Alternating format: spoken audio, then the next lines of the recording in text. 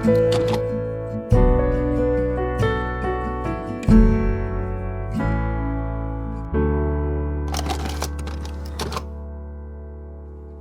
today's episode of That Was Us, we'll be discussing Season 1, Episode 18, Moonshadow, the Season 1 finale. A twist of fate stops a young Jack from going down a dark path and introduces him to his future wife. Randall, Kate, and Kevin make big decisions about their futures. Welcome to the show. The end of Season 1 of This Is Us and the end of Season 1 of That Was Us. That Was Us. We're getting pretty close anyways. We really are. Guys, can you believe we're already at the end of Season 1? It went fast. 18 It went episodes. very fast. And I see how people can binge because once you kind of get in, you're like, What comes next? It's good. I want to see what happens next. Maybe now's a good time to, while we close out the season of our podcast, to ask our fans to binge and help us grow the show. So if everybody who is listening can tell one friend, listen, I've got a whole season of podcasts. We can discussing your favorite show. We can go back, we can watch the show and listen to the podcast in tandem. It helps us grow the show, helps us continue to do the show. You can patronize our sponsors, but spreading the word, subscribing, leaving reviews, just telling everyone you know ensures that we can go through all 6 seasons. Let's do it. We got 106. That's the plan. That's the plan. Right? That's the goal. Plan, yeah. Mandy's going to have a baby. She'll be laid up, still with the microphone in her face, talking about it. Absolutely. Nothing's going to hold me back. That's Stop right. me from hanging with you guys. Okay, so my 118 sort of anecdote. Again, I was in Vancouver working on The Predator, and I'd seen like a rough cut of it before.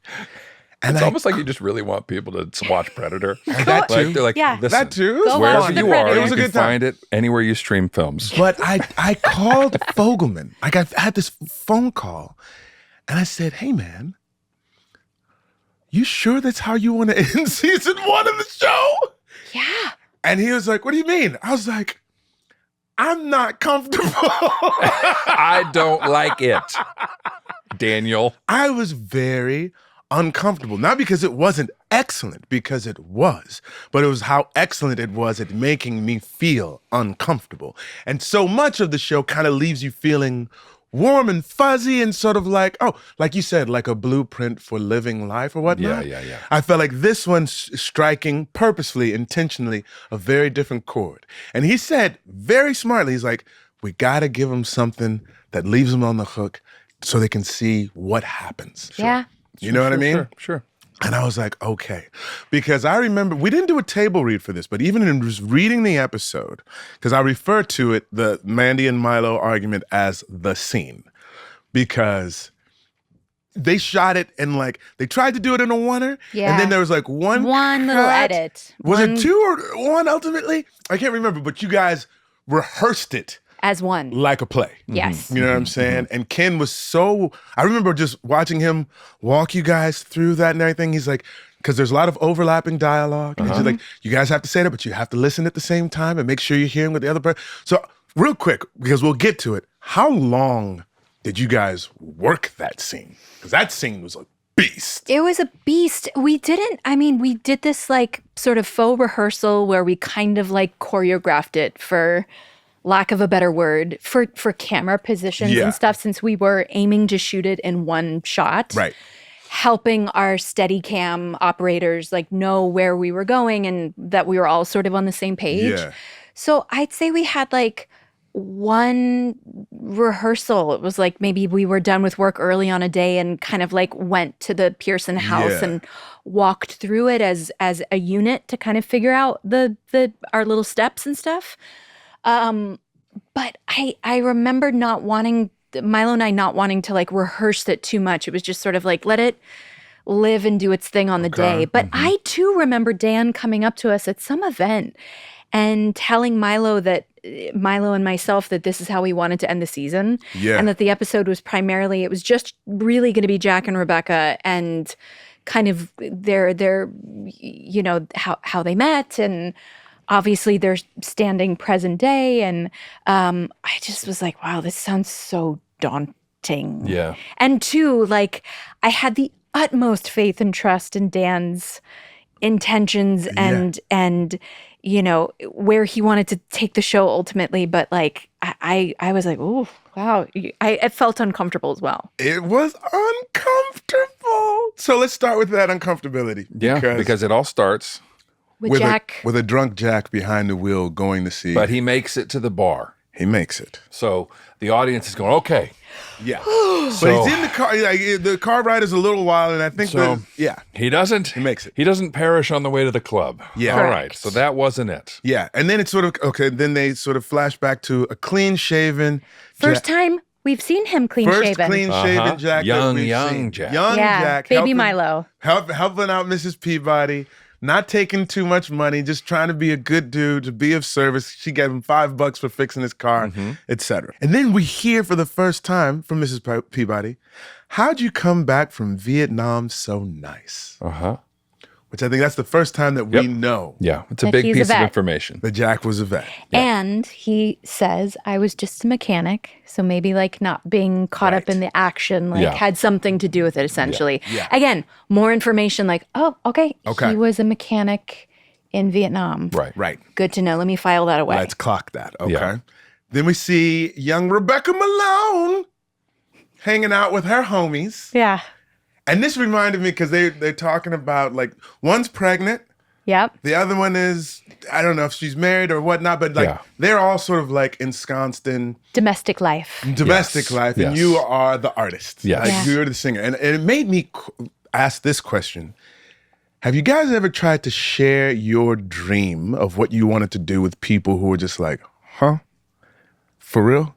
Like, or did you keep it close to yourself? I asked that question because, like, in my family, my mom was fully supportive from jump. I think my mom wanted to be a doctor, but she wasn't allowed to go to medical school because her dad said that they couldn't afford it, but sent his son to pharmacy school because it was something that, you know, if a boy's going to do it, then it makes sense or whatnot. So my mom was like, no, if my son says he wants to do this, I'm going to find a way for him to do it. Where other people in my family would be like, what are you talking about? What is this? You're wasting what, da, da, da. So I'm curious, like, how did you guard your dream? How did you? I think the biggest gift that my parents ever gave me was never even putting me in a position where I realized I had to guard anything. Wow. Really? That's a amazing. Huge gift. That's a gift. It made me a bold, stupid, you know, driven young person to think that acting was an option. Right. But there was never anybody in my life who flinched or who even, No, it was, it's one of those gifts that I look back now and I'm like, oh, that's amazing. That's the gift. I feel similarly. Yeah. Really? I think I credit like any bit of longevity to my parents, not just being great parents, but like there was never a conscious like, are you sure you want to do that? Like, we have to drive you around town to auditions. Yeah. It was never a question like, oh, that's what you want to do? And the boys want to play football or they want to do whatever their projects were. And this is what I wanted to do. My mom and dad are like, okay, we'll figure it out. Yeah. I think there was resistance at school. Okay. Or maybe there was a perception of that from my standing that I never resistance or jealousy. Maybe both. Jealousy. There was resistance on my part to tell people too much about what was happening outside of school because I never wanted to be viewed differently. Right. And I feel like I was so worried that there would be that, like, you think you can do that? You think you're hard for young kids to relate to record contracts. Sure. Yeah. Sure. Even just like getting a play or doing like a local commercial or something. I was like, I don't want to bring that dynamic into the school environment. I get that. Okay. So, but you guys were still pretty blessed. That's pretty incredibly so. Cool. Yeah. Yeah. I think my friends were very supportive of me. I do remember senior year, my friends were worried they're like, what are you doing with your life? And I was like, I'm gonna go to grad school. And they're like, are you sure? I was like, yeah, I'm gonna apply to these 3. I may get into one. I only wound up applying to one grad school that takes like it has 800 applications and 16 people get in. But I was like, I'll get in, it'll be fine. And so it was sort of naivete on my part as well. But it worked out. It worked out okay. How much of anything is naivete? And just like, yeah, that's what I'm gonna do. Yeah. Like it makes you realize that like a huge part of for me personally, a huge part of failure is doubt. Mm-hmm. Like, and it usually failure for me is not an external force it's usually internal for me. Yeah. And so to not have to be faced with that at 18, 19, to be living in an apartment with 4 roommates, waking up every morning, mailing out my headshot, thinking that that's without an agent. This is the game. Like, that's how it's going to work. Yeah. So I send out these headshots, and then I literally, guys, I used to walk into agencies with my headshot. Like, just going to leave this right here for you. And just be like, and if there's anybody I could talk to, speak with. Just to the public at large, it's not the way how it works. Goes. I sent a headshot to every single agent in Los Angeles, and was graced with 0 response except for 1 no thank you letter, which was nice. God actually. bless them for taking yeah. time for the from letter. Sutton Barth and Benari, who I'm now a client of. But yeah, just that naivete of like, all right, the next thing and the next thing and the next thing and the next thing, that it never even occurred to me that this wasn't going to work out. Is what helped it work out. And so that's interesting, because I think that's exactly the space that Rebecca is in right now. She's like, look, I know you guys think this or whatever, but I'm actually getting pretty close to some things. Like, it's going pretty well. Like, I made this demo, I'm sending it out. Yeah. Like, I'm excited for what's going to come. Right. Yeah. Right. Okay. And it's a beautifully framed episode in that what we have is an impending meeting of Jack and Rebecca, or we think. Right? Yes, because Mrs. Peabody wants to set him up. Yes. He agrees. And your friends want to set you up. Correct. Yes. Or Rebecca up. Yeah. But it's what's the word I'm looking for? It is mirrored by an impending end. Yes. Mm-hmm. And they are mirrored against each other. Yeah. And it's the beginning and the end, quote unquote, all in one episode. So Rebecca gets home, young Rebecca gets home. She does get some sort of form of rejection in a letter from a record company. And it makes her go, you know what? Maybe my friends are right. Yeah. Maybe I'm not there's no focus on my love life. I should just heed their advice, get set up, go on this blind date. And so as an audience, we're led to believe this is the Jack and Rebecca meet cute. Exactly. Okay. Yes. So wait, before we get to that part, we go back to the present, or we go back to adults with kids, Jack and Rebecca. And Jack is ordering a drink at Rebecca's show. Beck's nervous backstage. Mm-hmm. She tells Sam, she's like, I should be at home watching ER. Yeah. Which is a really good, because ER was awesome. It was. And Jack's not just ordering a drink. He orders a bud with a bourbon back. With a bourbon, but not a water back. Which is not somebody ordering a drink. That is somebody getting drunk. That is. And he's already drunk. But believe me, that is a person on a path. This is a path. When we get Milo on the show, I need to ask him, because Milo does not really drink that much. No. But Milo's drunk. Yeah, really good drunk acting. Really good. Damn good. Yeah. I was like, I don't want to see that. Yeah. So maybe he knows something about that. So she's talking about that, and they have a moment, like he holds her hand, like Rebecca's going to be fine. Now, here's my question to you as an actor versus character.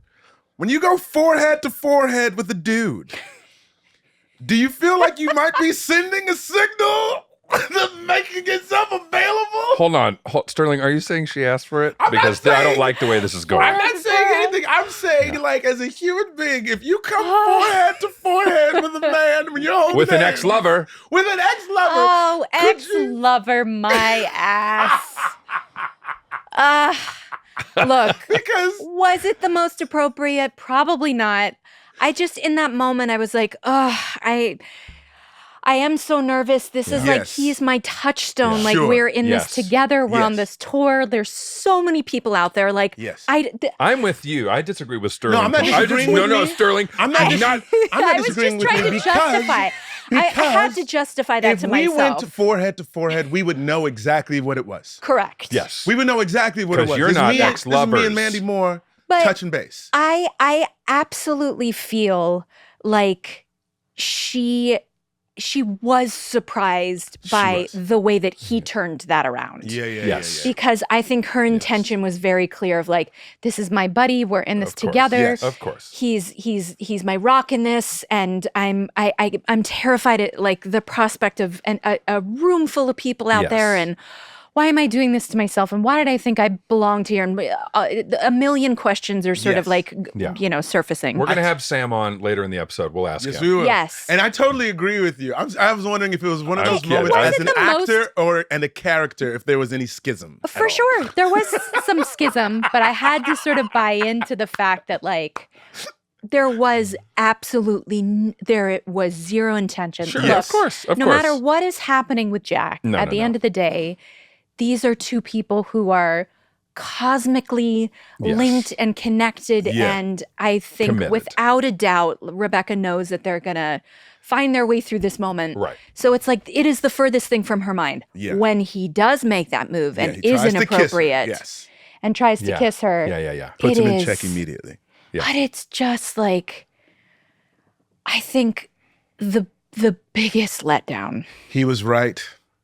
Of course he was right. Jack was right, but also like, damn it. I can't have anything for myself. Yeah. Like this guy had to ruin this moment because like, I can't be on the road with him now. Yeah.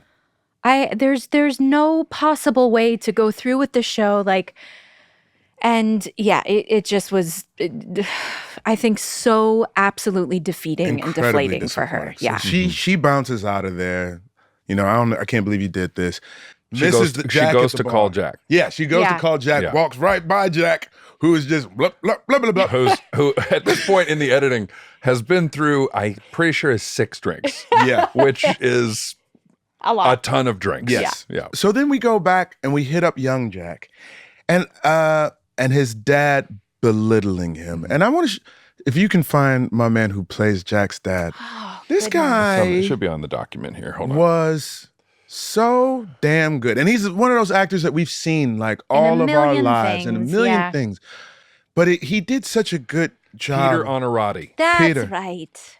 Of sort of contextualizing what our patriarch came out of, what he came from. Mm-hmm. To sort of show the like, man, to be where he is a feat in and of itself. That's absolutely. Right. Because he received very little in terms of like being buoyed by his father. His mom was almost relegated to silence. Mm-hmm. Sure. In a house that was maybe not physically abusive, and even though there were times when I believe in which like he was, but all emotionally incredibly damaging. It wasn't a place to flourish. Sure. You know what I'm saying? And no model of love and monogamy and what he ended up building with his own family and wife. Yeah. I mean, he even in the episode, and we'll get to it, he talks about like, I tried to be someone that he was not. Right. And look where it got me. But we'll get to that in a second. This whole run-up just showing young Jack as a driven man who is trying to break away. Yeah. He's trying to break away on his own, trying to make something for himself. And he is with his buddy, who is Daryl, who is played by Jeremy Luke. He's great. Yeah, he's great. Incredible. And the two of them are trying to start a mechanics business. Exactly. And they're doing whatever they can, $5 at a time. Yep. To break out on their own. Exactly. Like he says, I got to get out of that house, right? Mm-hmm. And so they say, like, what about your buddy's poker game? Was it his cousin or something like that? And he's like, Daryl's like, hey man, you don't want to do that. Mm-hmm. Some bad guys there. He's like, hey, you know what? Who cares? Let's just give it a shot. It's no big deal. We go to Jack and Ben, right? Oh yeah. And he's looking for his wife. Back. Yeah. Running around backstage, screaming. Looking for my wife. And then he goes to a place, I'm just looking for my wife. As he goes down the stairs, Steadicam, following him down. You know, he turns to the side so Steadicam doesn't get too far behind. Walks into the room, nobody's there. Then he finds Ben or whatnot, and he's like, where's my wife? And Ben's like, hey man, just take it easy. You're drunk, you know, settle down. This is a big deal for us. Don't blame her for my mistake. And I'm telling you, Ben, I mean, I'm gonna talk to Sam. Why you keep saying this shit to Jack? Do you know Stop who you're talking to Jack. Yeah. You giving up way too much. He clearly has no idea. You don't know who you talking to. Yeah. Jack was in Nam, son. Yeah. Which we all know now. And I don't think he was just a mechanic. And that look on his face. Dude. Like, what'd you say? And he just launches in. Clocks boom, him. Yeah. boom, boom. Pulls him out. He's like, okay, all right, whatever. Beck comes in. Mm-hmm. Catches it's like, him. Bro, why you keep fucking up my shit? Yeah. Yeah. You know what I'm saying? Mm-hmm. And then she's like, I'm going to take him home. And she's like, are you sure? And he's like, it's over, Ben. Yeah, it's all over. It's all over. Ugh. Right? It's heartbreaking. It's heartbreaking again because I just like this woman. I was like, these two dumb men. Yeah. Yes. Yeah. That just got in the way. Tale as old as time. Every way possible of completely eradicating this dream. Yeah. It's just, ugh. We'll be right back with more That Was Us.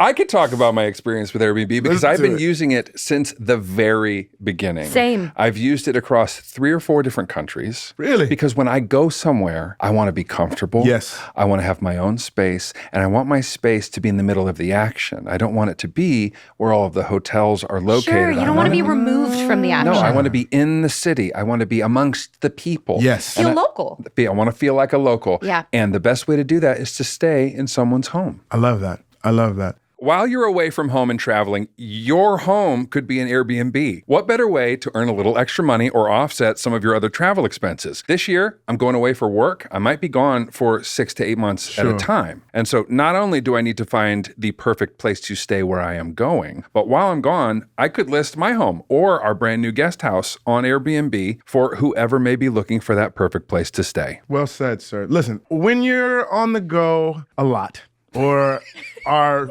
road tripping with your estranged family members exploring the complicated secrets of your past, Airbnb is a smart choice to make to ensure those trips, no matter how simple or complicated they may be, are as smooth as possible. And your home might be worth more than you think. Find out how much at airbnb.com/host.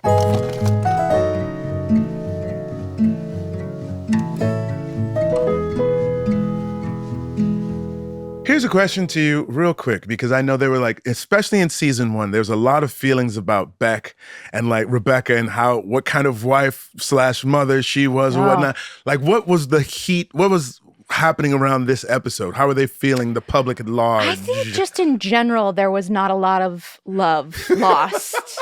Really? Oh, people. Oh, they were they vicious. were not into Rebecca. And maybe it was like a collection. It was just sort of the overall idea of her present day and everything, all the baggage with Randall, Miguel and Miguel. yeah. Like it was a lot. Because they love Jack that much? Yes. And Jack deserves. Yes. Like, I remember reading some stuff. Oh, yeah. People Man. were like, how could this woman choose her career over her family? She has 3 kids at home. She has a husband who loves her. Like, what gives her the right to? And I was like, what? I think I'm going to take a break from social media for a while. It's like, no wonder Hillary didn't get elected. Jeez, guys. Like, this was the end of 2016, beginning of 2017. I was like, got it. I know what's happening in the zeitgeist. But yeah, there was a lot of animosity towards Rebecca and the choices from women specifically that really caught me off guard. Yeah. But it did start to shift, I think. Sure. Not in this episode, because again, Going into season 2, and I think like over time, people didn't have as much blame for her. I'll revisit that again when we get to the scene. Okay, got it. So Beck leaves. He drives home. Jack home in silence. Right. Yep. Young Rebecca gets the rejection letter. She decides to go on the blind date. Young Jack, getting ready for his blind date, goes to the poker game. Now, I gotta tell you, I love watching poker on camera. Yeah. Isn't it great? It is always very just exciting. tense and just sort of exciting, and you don't know what's going to happen. It's literally where we get the word stakes. It literally It's is. literally where we get the word high stakes. Totally, right? So you see them play. Jack gets dealt 3 queens, an ace, and a 3, right? He gets rid of 2 cards. I would have probably kept the ace high just by myself. I would have asked for 1 card. But he gets 2 cards, And he winds up, they don't show. Because we see the guy who's running the game. He's like, I'll get in here. Yeah. He's got a full house. It's like 10s over 3s, 10s over 5, something like that. Yeah. So they proceed to, like, he antes him all the way in until he, like, pays up all of his money. Sure. My man reveals his full house. We know Jack has 3 queens. It turns out that he got a 4th and takes the whole thing. He's like, you know what, guys? Maybe this game is too rich for my blood. I was like, listen, I've played in a fair share of poker games. Yeah. Some friendly, some not so friendly. Sure. What was Jack thinking? He must be like, I guess one hand's good for me. Like, even all your money and run. If you know what you do when you win that, you sit there and you fold for the next hour. Sure. There you go. You get your cards, no matter what they are. You fold and you get. Here's the other part. You wait. You fold for the next hour or whatever. Then when you get out, you don't stand next to the door and celebrate with your homie. You run as far away as you can. Get in your car and leave. You run. Oh, I thought the same thing. I was like, don't celebrate right outside the door. No, because what I love is, though, that there's a head fake because his buddy tries to celebrate and he goes, no, come on. And then they go 6 feet over and celebrate 6 feet over. It's the logistics of getting the shot without having to get another location. Yeah. Come on right here. No. We did it. Cartoonish. So funny. Way. So funny. Television. And then they proceed to get the shit beat out of him. And it's just, you see this guy get a break. You feel so happy for him. And then it just all goes away. The wind knocked out of his sails. At the same, you know what I'm saying? Okay. Can we jump ahead in this storyline to them meeting? Yes, okay. Yes. Because he decides I'm getting that money back and he goes to Ray's. Yeah. And he and his buddy decide they're gonna rob the guy who robbed them. Exactly. Which already seems like a really bad idea. Yeah. Totally. And Jack actually has a really good plan, and it probably would have worked. It probably would have worked. But he gets interrupted while he's trying to rob his own money back. Because he sees his future wife who left her blind date with Ethan. And Mandy Moore's face when she's on this date with Ethan, who shows up a little bit late. Yeah. And he's like an investment banker or something like that. He's lovely enough. Yeah. He's so boring. And the boredom on Mandy's face is like, oh, this is not my life. I have to leave. This is not the pathway. And she's like, I think you described him as like lovely. Yeah. Which like from a dude, he's like, you're such a lovely, and you're like, oh, okay. Yeah. I get it. Did I say something wrong? No, you're lovely. She gets up to go to her open mic night and she's singing Moonshadow at the very same spot that Jack is about to rob. And he turns and he sees. And she sees. And the connection happens, right? That's the beginning of Jack and Rebecca. Counterpoint that. We go to the present past. You know what I'm saying? You get the timelines all over. Yeah. Because at one point in time in the car, Jack says like, back, she's like, no, don't talk, not till we get home. They get home and the scene happens. They walk into the kitchen first. It's quiet. I think you get him peas for his hand get him some water so he can start to sober up or whatnot.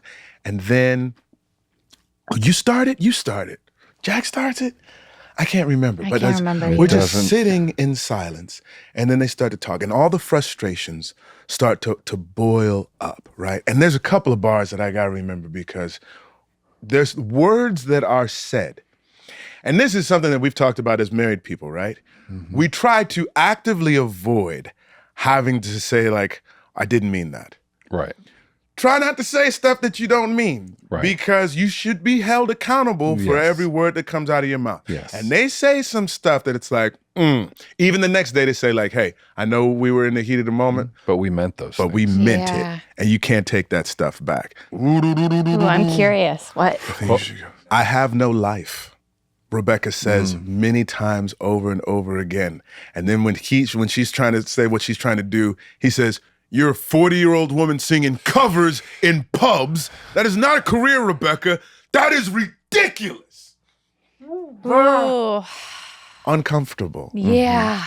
Mad. The word ridiculous gets thrown back by both of you. Yeah. Ridiculous. And it is such a demeaning word. Yes. Yes, It's it is. such a patronizing word. Yeah. Yeah. She says, he goes like, why are we doing this? We love each other. And she goes, what do you love about me right now, Jack? Ooh, the gauntlet. And he says, nothing. Crickets. And she says, So the next time you tell me that you love me, make sure you're not doing it out of habit. Walks away. And that's how it ended, yeah. That's how it ended. But like I'm telling you, like there's the first cut is when you walk to the living room, I believe, because it's all in the kitchen at first. Then we have one cut to the living room, and then you guys move to the family room across, and that's where things really get like shouted out, etc. And this cut, I realize how invested I am in mom and dad. Like I feel like when I'm watching the show, I'm watching like mom and dad. I was like, please guys, stop arguing, right? Please. It is making me very sad and very uncomfortable. Yeah. So the next day, Rebecca comes down. We see that Jack wound up sleeping on the couch downstairs. And she says, like, you know what? Look, we said some things. And even though it was in the heated moment, we meant it and we can't take it back. And that's the beginning of like, maybe you should go stay with Miguel. And we need to take a breath right now, right? So I'm imagining again, too, I'm going back to like the Twitterverse and like how people are reacting to Rebecca. I'm sure that probably wasn't like the shining moment for Yeah. No. People were not satisfied with that ending. And like you said, it like this sort of discord ending this season on that note. And the last frame of the episode is this shot of the sun coming through the window on your face. And you're sitting there and you're thinking, it's so beautiful. Yeah. And it just made me realize, like, obviously this show is an ensemble and there's a lot of stories going on. Yeah. But like, this is a story about this woman's life. Yeah, absolutely. Like it concretizes, like you are the through line that like carries and connects like, this whole. And this story is not uncommon, as specific as this woman's life is. Sure. This story is not uncommon. Yeah. A person with big dreams who is in a societal system that encourages family and relationship and growth and denying that path for, especially in the 80s and 90s of a woman who had a dream like that. And it's just it was such a, at the end of this episode I was like, oh, this is, and I had said this and known this, but I was like, of course, this is Rebecca's story. Yeah. This is all Rebecca's story. There's a few in that last scene. We have a quick montage of the big three and what they're doing in their lives, because you're like, are we going to mess the kids up? Yeah. And you're like, no, they're going. He says they're going to be fine. Yeah. Right. We see Kate makes a decision that she wants to be a singer. Yeah. Right. Like mom. We see Kevin in bed, who gets a phone call from Ron Howard to be the lead in his next film. Okay, Ron. Yeah, he's thinks like, it's a prank he's phone like, okay, call. Randall, or whatever. And he's like, no, this is really me. I came to see your play. I thought you were wonderful, right? And we know it's really Ron Howard because Ron Howard is in our show all of a sudden. Yeah. It's really Ron Cameoed. Howard. And then we see Randall looking through old pictures and whatnot, coming to his wife and saying, I think I want to adopt. Yeah. Like that's how a baby. He really wants to honor William. That's how he really wants to honor William. Yeah. And the last things that we hear Jack say, they're talking about how, like, I was supposed to have another date the night that we met, right? And Rebecca says, I wonder who she was. And he says, I never have. That's right. Like that. And he says, you're not just my great love story, Rebecca. You were my big break. He leaves out the door, the sunlight behind Rebecca, holding her moon necklace. And that's how we end season 1. It's pretty good. It's terrified me. I was terrified. I was like, I want mom and dad to be okay. I think that's why I called Dan. Yeah. You know what I'm saying? Like saying are what I they said. going to be okay? Are they going to be okay? Yeah. Right? And like we've hinted at before, is like, I guess one couple can't make it. Yeah. Who's it going to be? And also, like, I think it's so important to think about, like, the weight of what was said the night before. Yeah. Those are things that have never been uttered to anyone, let alone to each other. I mean, this is a couple, I think, who are open, but also I think Jack, as he says actually later in season 2, he's a man of a different generation who is not able to express himself in the way that, like, we all freely understand, like everyone should be able to express themselves nowadays. And so I think that complicates things further. There was so much that had never been said to one another that you can't take back, that just like it throws everything into question. Yeah. You know? It does. And I think I know that we wanted to make sure that it landed in such a way that you were like, are these people going to be okay, or is this the beginning of the end of this relationship? Yeah. Because it was important for people not to just be like, well, they'll patch things up, like in. You feel that. You feel that. Good. I feel that too. Like everybody feels as if like, oh, you guys are relationship goals, and they'll say that about Randall and Beth too. But it's like relationships take work. Yeah. You know what I'm saying? And it's not that everything is always perfect. It is how you rebound from the imperfect. Right. For the imperfect. Yeah. Which I don't think people are referencing when they talk about relationship goals. No. Not at all. They're looking at the highlights. Exactly. And they think, oh, that looks nice. Yeah. But yeah, the full picture of it is has many more hills and valleys. Amen. Okay, this was it. But we have a guest coming up. Yeah, we're going to talk to Sam Trammell. Trammell, Joining us. So stick around. We'll be back after these messages. More That Was Us after these words from our sponsors.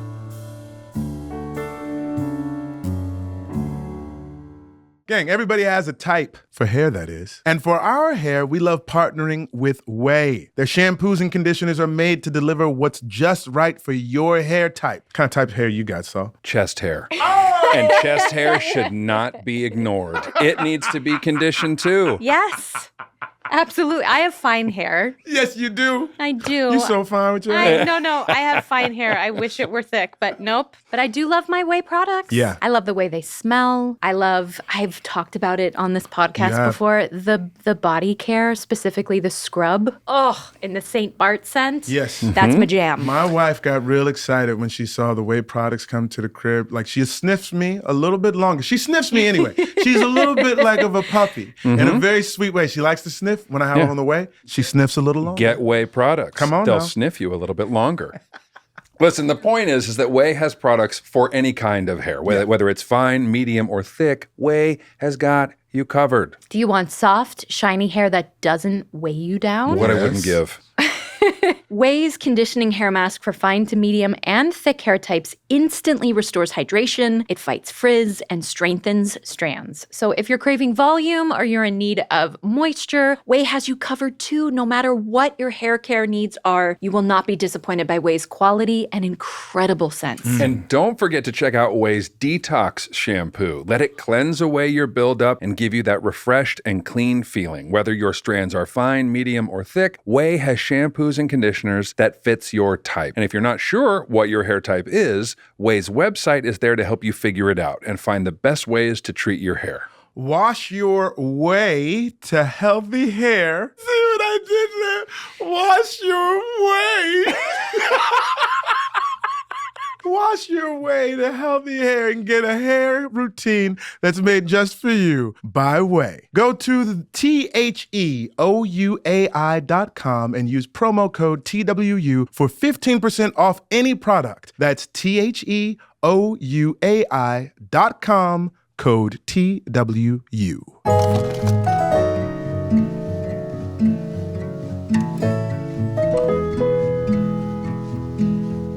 Ladies and gentlemen, please welcome our very special guest, Sam Trammell. Hey! How are How's you? it going? We're doing well, good. sir. How about yourself? I'm good. You look I'm good. Sunny day here in LA, and fresh face. You have the blonde highlights are kicking in that hair. Delightful. Oh, is it looking blonde? That's great. If it's looking blonde, I'm good with that. The powers of Zoom. We were just recapping the final episode of the season and talking all about your interactions with Rebecca and Jack, obviously through the entire first season, but especially in this last episode. Yeah. The kiss, man. What made you pull it off? Jump what right made in. you go to it? Did you feel as if you had an opening? Did you made feel... it. Hold on, you make it sound like Sam was the one who decided. You know what? It's like, let me rewrite this. Like that, like as if that was an improv or something. It was not it was written. Yeah. It was. Yeah, the director and the writer's like, and Sam, listen, at any time if you feel like kissing Mandy, just go If you for just it. feel like it, Just there's an go opening, for go it. for it. Yeah, it was. I mean, it was kind of awkward because I'm kind of moving in and then we're kind of laughing and our heads are together. And I feel like I'm late with the move. Like I'm a little late with it. Then they cut to me, my face, and then finally I go in. But I feel like, Mandy, Rebecca might have pulled back in real life and been like, what's this guy? What's he with doing? the forehead? We were just talking about the forehead. We were just talking about the forehead thing. And Sterling's like, was that an appropriate move? Did you? And I was like, no, I feel like as actor and as human, I had to sort of find a way to really lean into the fact that this, like, Rebecca looked at Ben as her rock, right? Yeah. Like, she was, this is something that I think your character, he was a touring musician. He did this all the time. This was like new territory for her again. She was terrified. She had all of this self-doubt. And just that idea of like, oh, my friend, like I had to sort of like find my way into it that way. Yeah. But of course, I think that was Rebecca's intention, but maybe it left the door open for Ben to sort of feel like, I see my opening. I feel like Ben, I feel like Ben really was kind of naive as to like what marriage means and what real relationships are. You know, like he kind of was just like, oh, I thought just, maybe we could hook up. Yeah, on the road. Yeah. Like, I mean, it felt very, very like he didn't really have any sense of, you have that great speech in an earlier episode to him where I say, well, if Jack really loved you, he would let you do this. And he's like, if he really loved me, do you have any idea? And then you go into this beautiful long thing about what marriage is and all the different things he does for you. Yeah. Yeah. And I feel like Ben is just not like, I don't know. He seems like he doesn't know what's going on. He's never been in a real relationship. We've mentioned it before with a lot of the guest star actors that came on this show, that we feel that the world of our show has connected so well with the audience because our world is populated with kind of television legends, sure, for lack of a better word, and I'm including you in that. Yes. Like you coming on to the show. It connects the audience to the story. Like, I feel like I know this guy. Yeah. I do know him. I do know this guy. And I'm wondering how you came to the show, like what that process was like. Yeah. I mean, there was, I'm sure you all remember, but sometimes you lose perspective. But you guys were already like there was already so much energy and buzz about your show. Yeah. Even by the midway point. Yeah. And then Ken Olin offered or whoever, said, hey, there's this arc, and I watched some of the show and I was like, oh my God, this is like such high quality, such incredible dialogue. Yeah. And so it was kind of a no-brainer. I was like, for sure. Yeah, I was wondering if it was an offer. It seemed like an offer. I was like, of course, this is the guy. Sam's on offer only. Sam's the guy for sure. But then I think it was one of those things where they say, can you sing? And it was like, sure, but I couldn't really sing. And then Mandy, you must remember, I went in with Mandy to record in a studio the Sam Cooke song, which I don't know if it made it into the show. Did it? Did it make it? I don't think it made it. The Sam Cooke show. I think it did. Yeah. That's the same. Yeah. Bring it on home to me. Yeah, it exactly. did. It's not in the finale. It's in 116. 16, exactly. Yeah. 15 or 16. Is it in 15? 15? Okay, so thank God it made it. Oh, got it. Because that was very intimidating. Well, I had to come on, please. Because you were already there. No, but Mandy, you were already in there, and you had sung the whole thing, and then I had to sing it in a different key, but exactly hit and like I don't do that. Yeah. That's like not your thing. I'm not. I mean, it's not my thing. Like I play a little music, but I can't sing. So, but that was exciting. For anyone who's listening, when you're an actor and someone says, "Can you sing?" Whether you can sing or not, the answer is sure. And then then you go figure it out. I say I can carry a tune. You can more than carry a tune. They could ask you anything. Real quick, do you juggle? Sure. Yeah. Whatever it is, you say sure. And then in the time between you answering and when you have to do it, you go figure it out. You got to figure it out. Yeah. Chris, I went because then Ken called me and said, I think we're going to go into the studio and do a little Sam Cooke song. And I was like, what?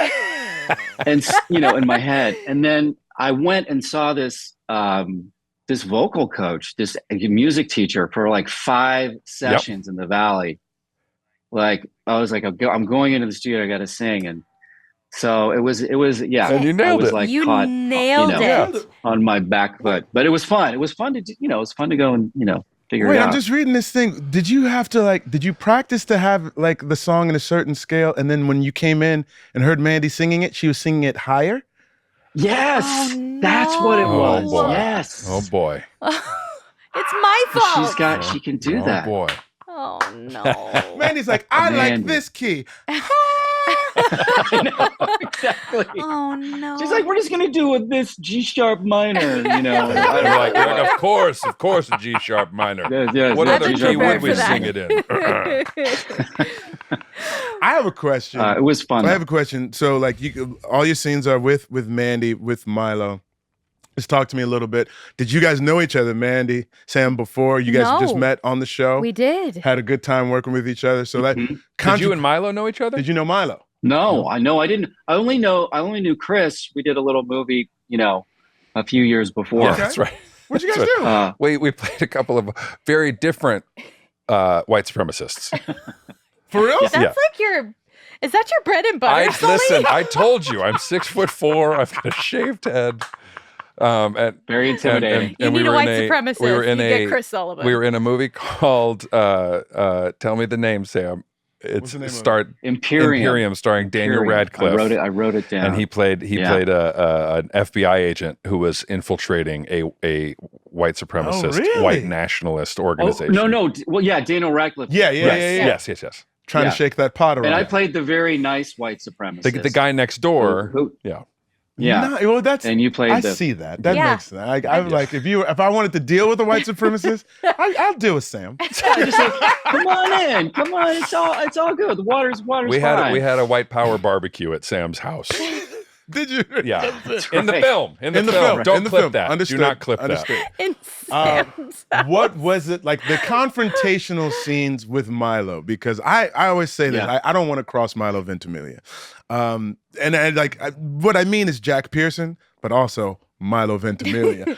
Like, was it intense? Like, did you feel the heat coming, or was it like, no, it wasn't that bad. I was just doing a scene. It was cool. Oh no, I felt the heat. I felt the heat. Oh yeah. I mean, I don't know I can't remember the day, but let's just say, it's a good story. Milo, I don't know, but I seriously don't know if he even spoke to me that day. Like, he was like in his, he was really, really focused, and he also had to be drunk. Like, he had some things going on. Sure. Yeah.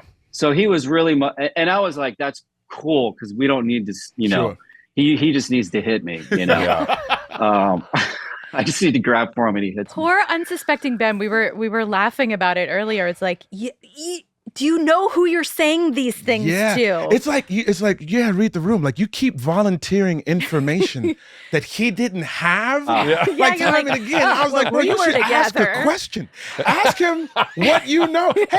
Hey, Jack, what are you doing here? You know what I'm saying? Like, you seem upset, Jack. He just Anything leads wrong? with, don't punish her for Ben. my mistakes. It's like, Ben. Truly. Was there any we as a cast obviously dealt with any kind of I don't know what you would call it, interpersonal ramifications on social media between the characters. Right. Was there any of that, since you were technically the thing coming between America's favorite married couple? Was there any of that on social media? There wasn't, only because I really wasn't on social media. Believe it or not. I wasn't even on. Smart move. I wasn't on Instagram yet. Good. Okay. Good. But I was on Twitter. That's where it really goes down. But the people complaining about me, I don't know if they were doing Twitter, but believe me, I was mortified just walking around town during that time, because like for real. Like, you guys were such a great couple, and it's like, who is this interloper? Right. So I felt the heat from town, just in general. Yes. Funny. I think anybody who comes in between Jack and Rebecca, I think Miguel, like, for 6 years, kind of had to deal with that whole thing or what have you. Even when you started dating, like, later on, you started dating this one guy, or trying to date him, and like Kev was the one who was like, who's this dude that you're trying to like start life over again with? Like, it's tough. Anytime somebody comes in between America's favorite couple. So, yeah. Yeah, I think my agents might, when the offer came, I think they may have said, this could turn into something, and the second I got on set and, saw the relationship, I was like, no, this is you're out as soon as possible. Like you're getting punched for sure. There's no season 2. I'm getting punched, best case scenario. Did you watch at all beyond your time? And this is not even like sort of fishing for anything, because like sometimes when you're done with the job and you're done, you're like, okay, that was cool. Did you keep up with the show at all and knowing in terms of like where things were going, or did you hear things from time to time? Oh yeah, for sure. Like I watched a few. I didn't watch the whole series, but and I was also on in the last episode. I would tune in once in a while. You'd ask around, does she miss me? Yeah, for sure. Does my name come up? I can't watch it. Does she miss me? Can I come one more time just to have somebody punch me in the daggum nose? See who else can. There you go.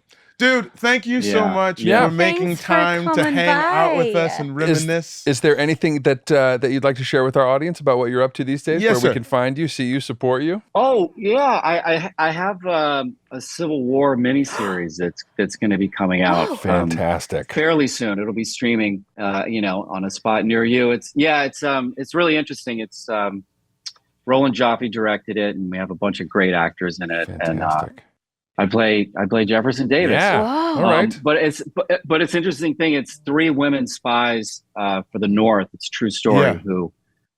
Southern women who spied for the North. Okay. So it's gonna be really good. It's like nine episodes. So. What's the name of the show? Oh, The Gray House. That's the Gray House. Jefferson Davis, president of the Confederacy. Yeah. Mm-hmm. So another white supremacist. Benign white supremacist. Jeez, the two of you guys. The only two, Sterling. The only two I've done get brought up. And where can people find the show? Where is it streaming? It's not totally. I don't know that quite yet. Okay, got it. Great. But yeah. But just it'll be Netflix very good. or one of those. Yeah. Amazon, very cool. Yeah. The Gray House. Yeah, great to see you guys. Good to see you too. Awesome Thanks for seeing chatting you with us. too, Thanks man. for coming by. And the hair really does play as blonde. You look good. Keep it. I love it. Oh, thank God. I love you. Love you back, brother. Take care of yourself, Thanks, Sam. Good to see you, Sam. Take care. Nice to see you guys.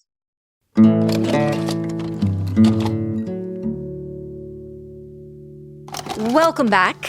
We are to one of our favorite segments of the show, the fan segment. Yep. And we sure do love them. And you know what else we love? Love. My spouse? Our spouses. Yeah, and our spouses. Love.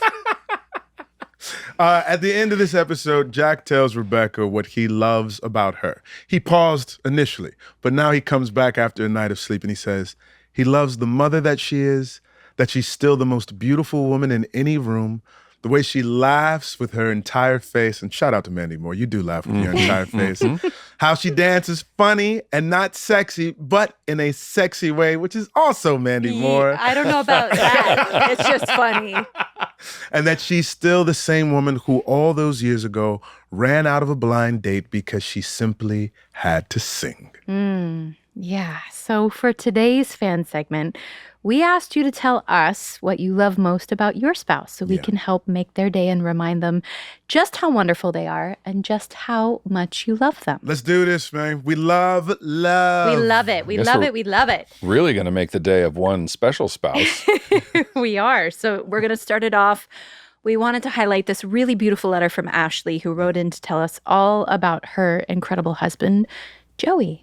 I believe we have a picture of them. We got a picture that we're going to put up here. There they are. Look at that little baby. Looking all Maverick and Goose and man, they're doing the thing. I mean, he's got that pilot stash.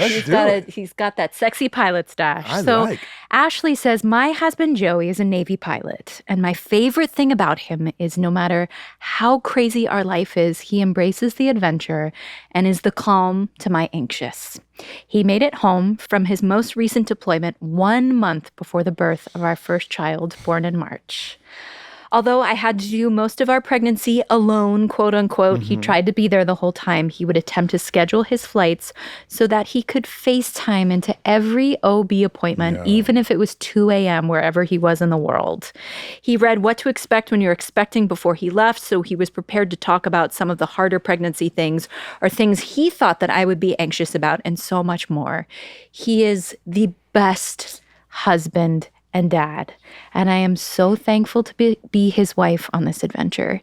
He is the Beth, rock-solid defender to my Randall, stuck in my head. Oh, my goodness. Ashley. That is so Ashley, sweet. that's so incredibly beautiful and romantic, and to be able to acknowledge that, to see that in your partner. Yo, Joey. And Joey's doing a good job. And like how awesome it is to be able to unabashedly just sing your spouse's praises. Yes. I love that. Ashley and Joey, that's so beautiful. I'm so inspired by how you guys do life together. We also wanted to highlight a couple of the other submissions that we received. So we got Vince. Anna wants you to know she thinks you're the most caring and have the kindest soul. Michael, Lisa shared that you make her feel safe and that you saved her life just by loving her. Emily, Wow. Joe told us he loves your determination and that you give your all every time. Come on now. He said you are an incredible mother and wife and soulmate. Then we have Max. Ayla says her favorite thing about you is not only your openness to change, but willingness to do it. Come on. Brett, your wife, are we saying Taya? Taya? Taya, one of the T-A-Y-A. Taya. Taya. Brett, If you are married to a woman with that spelling of a name, Yes. she's talking about you, Brett. There you go. Come on. if your name is Brett, she loves that you encourage her to find yourself amidst her feeling lost in motherhood. Wow. Eric, Becky loves your passion for making food you know she'll enjoy. There you go. All right. That's the way to anybody's heart. And Matt, Leanne tells us you've made her laugh every single day you've been together. That is also the way to someone's heart. That's pretty outstanding. Gang, Oh my gosh. we're all married. We all have spouses. Come on. You're on the hot seat. Rachel, thank you for Go. well, since I didn't say I wasn't saying anything because I couldn't. My script wouldn't come up. If anybody's wondering why Chris is just sitting over there, he doesn't love at all. Rachel, Cat's out of the bag. I love that you make me feel safe enough to explore the darker sides of myself, and that you celebrate me at every chance. You lift me up all the time, and you are an incredible mother to our children. Hell yes, she is. Rachel. Shout out to Rachel. Yeah, shout out there. to Rachel. We love you. Let me go with Ryan Michelle Bathay, who I've known since my freshman year of college. We've been married for 18 wonderful years, gone through highs, lows, everything in between. We still laugh really, really, really, really hard. Like my wife and I crack each other up. She challenges me to see the world in a different way, right? Like her perspective is always something that I don't anticipate, and oftentimes really helps to round out so that I don't get caught up in my own myopia and sort of like enjoy the perspective of another human being that opens my eyes to other possibilities. Yeah. The mother that she is exceptional. And I gotta say, she's got 2 boys that sometimes are kind of overwhelming for her, but she gets in, we do tickle fights, she rides the vibe, and it's all bear cubs up in the bed together, and it's a joy. You are the love of my life. Thank you for being my partner. You guys, you make it really hard to top. You got this, Mandy Please Moore. do not worry about it. None of them listen to this podcast. They don't. That's not actually Taylor listens to every episode. My wife didn't even know I was doing a podcast. Where are you going? I mean, that says everything for you.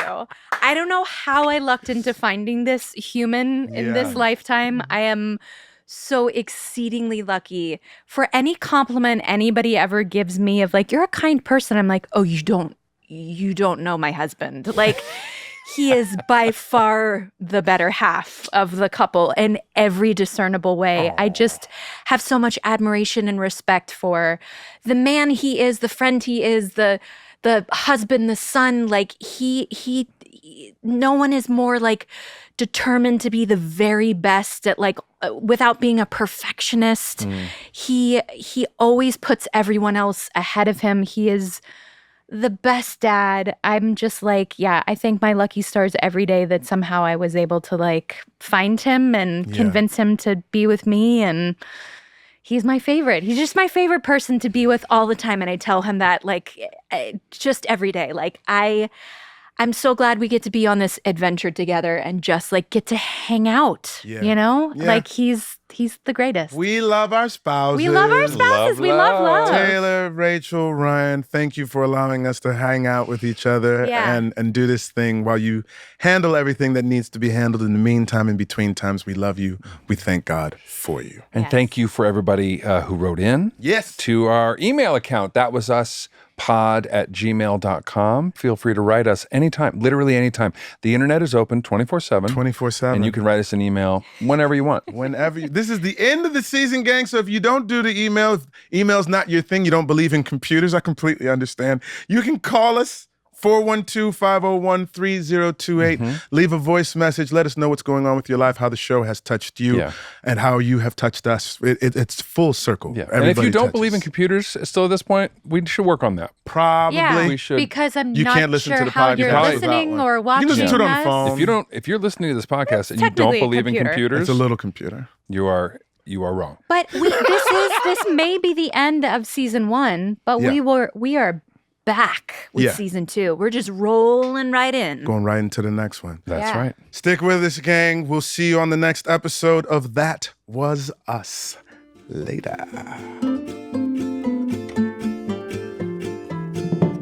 That Was Us is filmed at The Crow and produced by Rabbit Grin Productions and Sara Wehrheim. Music by Taylor Goldsmith and Griffin Goldsmith. Da-da-da-dum, da-da-dum. That was us.